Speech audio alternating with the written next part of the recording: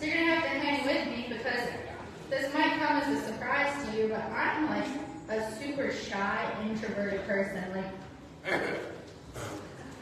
I'm telling you, talking to strangers, gives me the heebie-jeebies. That's my father-in-law over there. He's gotten to know me, so, out of my shell. But, talking to strangers, makes me super uncomfortable. Standing in front of people makes me super uncomfortable and nervous. So, when I preach, I normally have my messages wrote out word for word. You probably didn't know that, but it's true. Word for word. So if I get real nervous and lose my spot, I can go back and find it. You guys won't even know. So this morning, I tried to write this message 4 different times, and Jesus would not let me write it word for word. I have to preach from bullet points this morning because if you have everything wrote out, how can I move? If you have a script, how can I say what I want to say through you? So, I'm going to ask you to stick with me because I'm super nervous. So, I was praying about a direction for this message, and I literally was drawing a complete blank. And I didn't know what I was going to do. Obviously I needed to get it wrote word for word on paper so I could start practicing it so I wouldn't be as nervous. And I had nothing. And if you've been around Samuel and I for any amount of time, you've probably heard me call him Pete. His name is not Pete, not even close to Pete. His name is Samuel James. That doesn't even rhyme with Pete. So I call this sweet little baby Stink Feet Pete. Because when he was real little, I sniffed his feet. And at 3 months old, his feet smelled like feet. And I was like, whoa, Stink Feet Pete. And I'm telling you, it stuck. I call this child Pete more than I call him Samuel. So Pete here loves his feet now. Will spit his binky out, stop playing with toys to suck his nasty little toes. I don't think they're nasty, I think they're perfect, and I put them in my mouth, but he should not. So Stink Feet Pete loves his toes, and I posted a picture of him sucking his toes on Facebook, and I said, the caption was something like, but Mom, they taste good, and someone responded to me and said, that's only because he hasn't walked on them yet. And I literally said, that'll preach. So this morning, you're going to hear about some Stink Feet Pete. So we are going to be coming out of John chapter 13. If you want to turn there, we're going to be there all day, which is very unusual for me. Normally I stick around. So John chapter 13, it's going to be verses 1 through 7. This week I'm going to give you some time to turn there because I think this is pretty powerful. So in John chapter 13, verses 1 through 7, I'm going to read it all first and then we're going to go back through it. So the heading is Jesus teaches his disciples. It says in chapter 13, it was just before the Passover meal. Jesus knew that the hour had come for him to leave this world and go to the Father. Having loved his own who were in the world, he loved them to the end. The evening meal was in progress and the devil had already prompted Judas, the son of Simon Iscariot, to betray Jesus. Jesus knew that the Father had put all things under his power, that he had come from God and was returning to God. So he got up from the meal, took off his outer clothing, and wrapped a towel around his waist. After that, he poured water into a basin and began to wash the disciples' feet, drying them with a towel wrapped around him. He came to Simon Peter, who said to me, Lord, are you going to wash my feet? Jesus replied, you do not realize what I'm doing now, but later you'll understand. No, said Peter, you shall never wash my feet. Jesus answered, unless I wash you, you have no part with me. Then Lord, Simon Peter said, not just my feet, but my hands and my head as well. Jesus answered, those who have had a bath only need to wash their feet. Their whole body is clean, and you are clean, though not every one of you. For he knew who was going to betray him, and that's why he said not everyone was clean. When he had finished washing their feet, he put on his clothes and returned to his place. Do you understand what I've done for you? He asked them. You call me teacher and Lord, and rightly so, for that's what I am.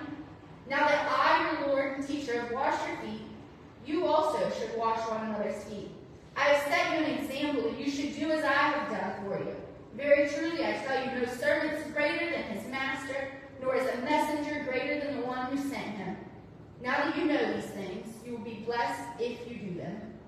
So that's a whole big chunk of passage, and we're going to go through it verse by verse because that helps me to be able to break it down. That's how I learn, to be able to look at little piece by little piece instead of just the whole. So verse 1 says, it was just before before the Passover festival, Jesus knew the hour had come for him to leave this world and go to the Father. Having loved his own who were in the world, he loved them to the end. So this kind of sets the scene for the whole verse. It wasn't a joyous, celebratory meal. It was somber. Jesus knew what was about to happen. The disciples might not have. They might have been laughing and joking. But Jesus knew. His heart, I'm sure, was pretty heavy thinking about what was going to happen the next day. He knew the pain and the suffering, the separation from God he was going to face.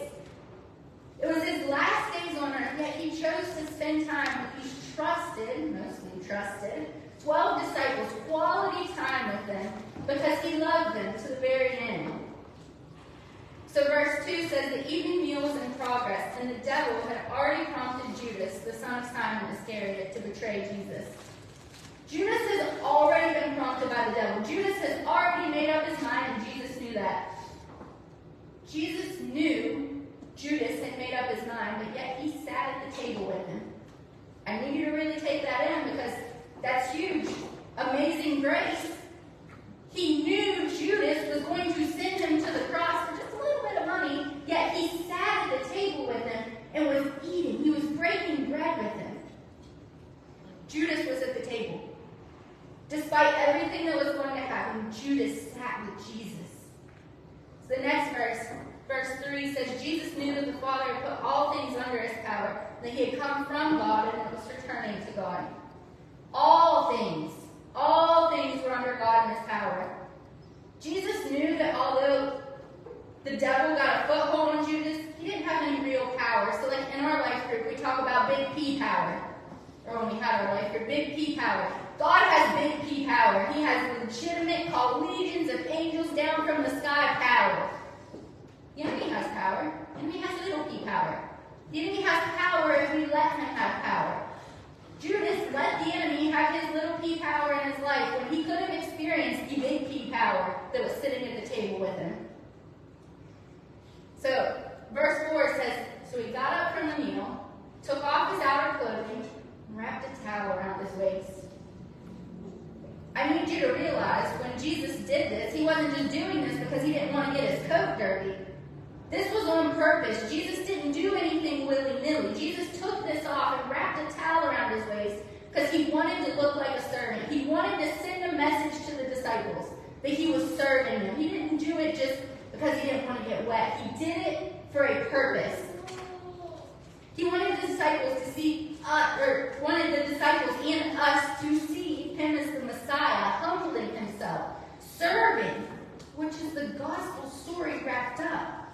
Jesus humbling himself, becoming God in flesh because of love. So verse 5, it says, after that he poured water into a basin and began to wash the disciples' feet, drying them off with the towel wrapped around his waist.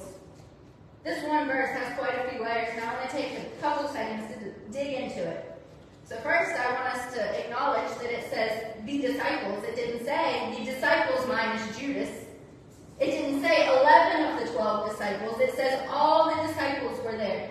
Let me just preface this. This is not a mountain I'm willing to die on. If you have, pushback to this, if you think Judas wasn't there, talk to me about it because I want to learn. I dug into this, and this is what I got from it.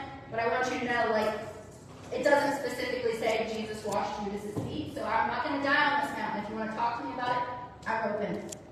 But from what I got from it, the disciples, all of them were there, which means Judas was there.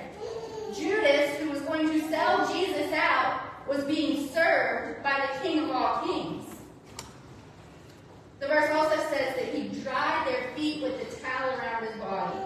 The moms in here, how many times have you taken your sleeve and wiped your baby's face or head or anything else? I wipe Samuel's face with my sleeve. But you best believe I'm not going to walk up to someone else, even a really close friend, and sit here and let me get that with my sleeve. That's just weird. But here's Jesus. With a towel wrapped around his waist, not just wiping someone's face, drying the dirtiest part of them, their feet. Going above and beyond, because that's the kind of God we serve.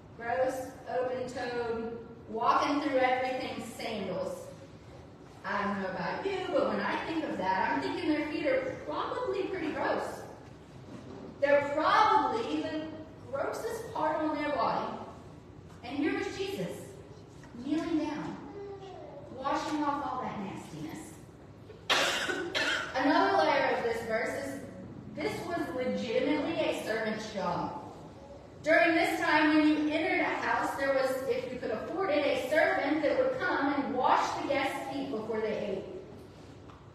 The disciples couldn't afford a servant. Where they were staying couldn't have a servant. And none of the disciples thought, hey, maybe we should wash everyone's feet so it doesn't smell up the whole room. Maybe they did it because they honestly didn't think about it. They were just having a good time. Or maybe they thought they were too good for it, to wash someone else's feet. But Jesus steps in and washes their nasty feet. So verse 6, it says, he came to Simon Peter, who said to him, Lord, are you going to wash my feet? Peter watched. It doesn't say he was the first disciple. It doesn't say he was the last. But he made it to Peter, and he asked him, you're going to wash my feet? He knew he was. And I can almost feel Peter. Peter's like the disciple I'm sure all of us can connect with the most. Like, you see the most human out of him. And I'm sure as Peter was sitting there and Jesus was getting closer, he started to get more nervous, like looking at his feet, like, is he really going to touch those?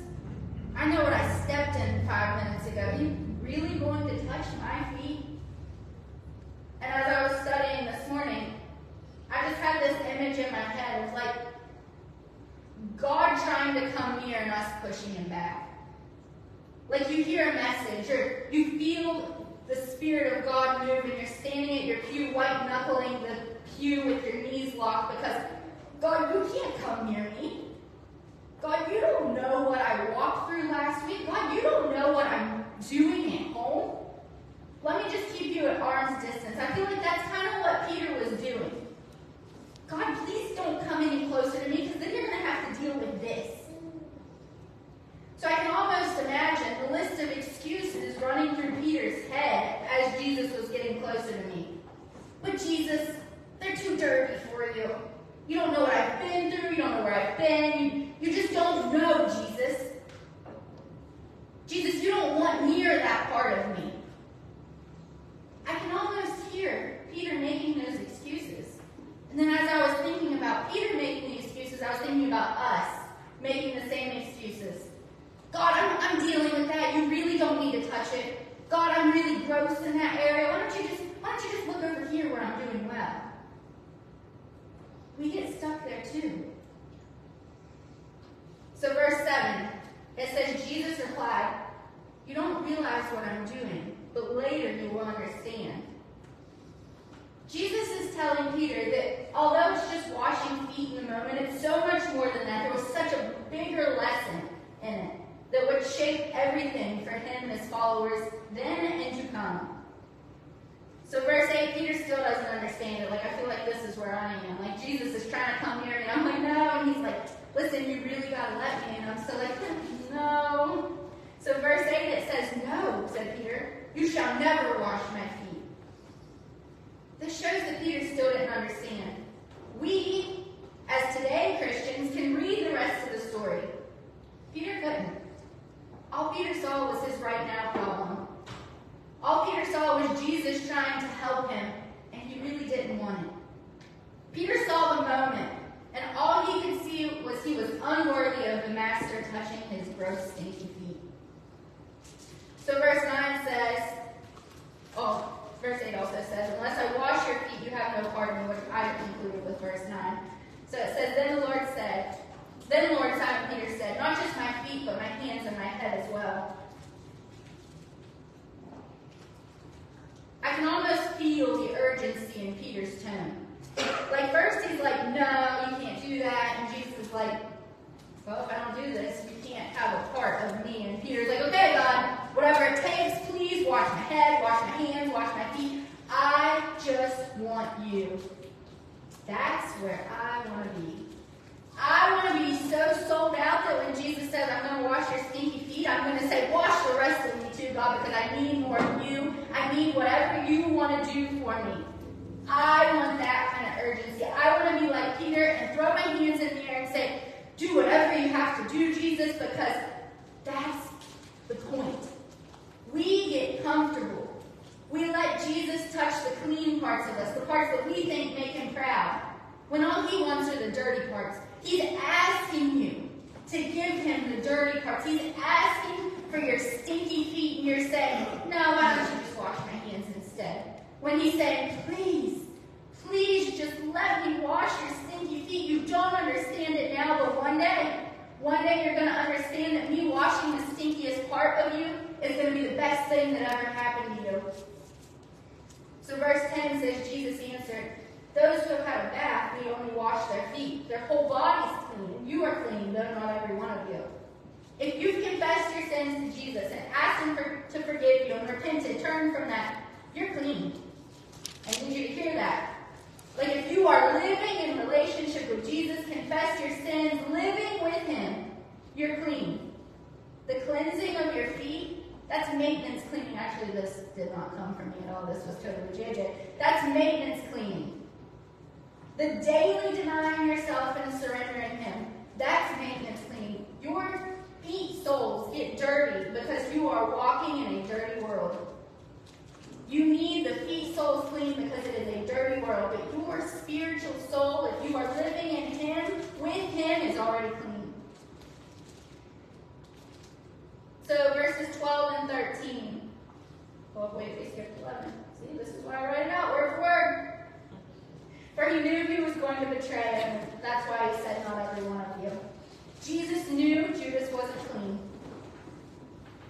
but still humbly served him, because regardless of the betrayal, Jesus loved him. And how crazy that we sang Amazing Grace, because that is Amazing Grace. The same guy that was going to cause Jesus separation from the Father, physical pain, he knelt down in front of him and washed his feet. So verses 12 and 13 says, when he had finished washing their feet, he put on his clothes and returned to his place. Do you understand what I have done for you? He asked. You call me teacher and Lord, and rightly so, for that's what I am. Jesus reminds the disciples that he is who he says he is, which is teacher, Lord, and Messiah. But yet he was still serving them, which I'm sure was a disconnect in their brain. They saw all these teachers, all these religious people. They were too good to worry about the lowly people. And now they see the Son of God taking off his coat, kneeling in front of them just to wash their nasty feet. So verse 14 says, now that I, your Lord and teacher, have washed your feet, you also shall wash one another's feet. I think Jesus puts the teacher part in to remind them that despite of his title, he's called to serve. He wasn't too good, and someone else wasn't too bad to receive. Freely given, freely received. That's grace. So verses 15 through 16. I have set you an example that you should do as I have done. Very truly I tell you, no servant is greater than his master, nor is a messenger greater than the one who sent him. Jesus, God in flesh, humbled himself to wash feet. I want to take a minute, and I want to pause right here, and I want to picture it. I want you to take a minute, and I want you to picture Jesus, God of the universe, kneeling down in front of the disciples, one by one, cleaning what was most likely the dirtiest part of their body. Really picture it. Like, I want you to picture this. God, kneeling, washing feet. The same Jesus that could call down legions of angels, washing these nasty, stinky feet because he loved them and wanted to serve them. He didn't do it out of obligation. God didn't say, you better do this or you're going to go to the cross. That's not how it worked. He wanted to do it. His heart wanted to wash these feet. You can't make God do anything. The disciples didn't peer pressure him into doing it. He wanted to wash these nasty old feet. So verse 17 says, now that you know these things, you will be blessed if you do them. You will be blessed if you do them. I want you to hear that. Now that you know these things, you will be blessed if you do them. This is our call. Wash feet. Serve. Love fully, even when it's hard. Even when you don't want to. Serving is intentional. It doesn't come naturally. Our flesh, the world we live in, always wants what the flesh wants. But Jesus calls us to pick up our cross. Because Jesus desires mercy and love and service. Jesus desires for us to love, whatever that looks like. So I have a few take-homes from today because that was a really big chunk of passage. Go home and study it because I didn't even scratch the surface of it. So the first take-home I have is, you're not too gross. I want you to hear that. You're not too gross. I think sometimes we have Peter's mentality. We see God as just this holy guy in the sky and forget that Jesus came for even the least of these. Sometimes we think our messes are too messy for him to clean up, so we don't even let him near them. It's almost like we, our little human selves, are trying to protect God, the God of the universe, from our problems, our filth, when he's standing there with this Clorox cleanup just ready to take care of it. Probably not Clorox cleanup, probably the blood of the lamb. So the first point is, you're not too gross. The second point, the whole point that inspired this message, your feet only get dirty when you're walking it out. I want you to hear that because that hit me. Your feet only get dirty when you're walking it out. Think about it. You shower, you go in your living room, you prop up your feet. How dirty do they get walking from your bathroom to your living room? In my house, kind of dirty. But they're going to stay pretty clean if you're not doing anything with them. The harder you work, the dirtier your feet get. I'm telling you, JJ leaves his boots at work because he works really hard. His feet get nasty. My feet at home also get nasty because I don't sweep my floor, but beside the point. The harder you work, the dirtier your feet are going to get. Spiritually, we're living in a dirty world. We're walking around, constantly being pushed things contrary to the Spirit. We're walking in a dirty world, even while serving Jesus. Our feet get dirty. Even while doing his work, because we are not perfect. We might mess up. We might just be walking in a dirty world being clean from it. Jesus tells the disciples they need to wash their feet. Their spiritual souls are clean, even if they repent and come to Jesus. But their feet souls can continue to get dirty as they walk it out. So the second point was, your feet only get dirty when you walk it out. And then the third point, the most simple but complex. So what? So what? I think this is the hardest one to accept. When we're walking it out, talking about serving with others, our flesh is always going to find reasons not to serve. And we have to be able to say, so what? I want you to think about it. But they might use that money for something they shouldn't. Been there. But I don't have time to do that. Been there. I'm sure they probably have enough volunteers for the yard sale Saturday. Been there. But it's going to interfere with his nap time. Been there. My flesh is always going to give me excuses not to serve. And we have to be willing to step out of that comfort zone and say, so what? So what if they use that money for something they shouldn't? So what if one day Samuel's nap's messed up? So what? If my heart can serve, why don't I? Because I promise it's going to bless me as much as it blesses the receiver. If you've ever literally had your feet washed by someone or washed someone's feet, it blesses both people in the situation. Moves you to tears, blesses you. So the Pharisees in John 5 were so worried about the rules and making excuses that they missed Jesus.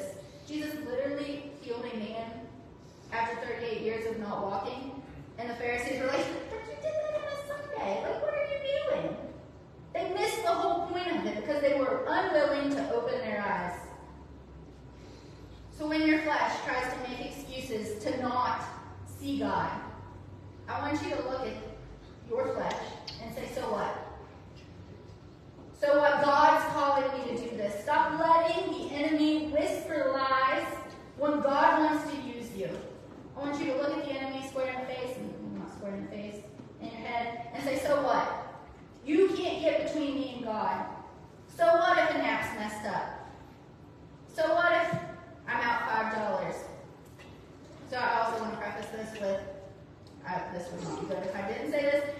be safe when you're saying so what. Like 26-year-old Cassie with a baby in the car will not like pick up a stranger off the side of this road like my husband. Most men in the church probably would not like that. So, just be safe. And when you're saying so what, don't pick up strangers off the side of the road. Use common sense, but be willing to say so what. If you feel led to pick up a stranger off the road, maybe like call your dad and be like, hey, do you want to ride with me? My dad would be like, you sure? How about I just go get him, you stay home? So that's my prayer this morning, that we would serve. Not because I'm standing here saying it's a good idea to serve, but because Jesus did. Because Jesus, the King of Kings and the Lord of Lords, didn't just say, you should serve others. He did it. He knelt down on a dirty floor and cleaned some nasty feet. If Jesus can do that, why can't I show up and serve? Even if it's a little inconvenient. I'm sure it was super inconvenient to get down on the floor and have to smell those feet. But he did it. So why can't I? Why can't I do something even more simple than that? Like Brenda asked me to announce that they need volunteers for the yard sale this weekend.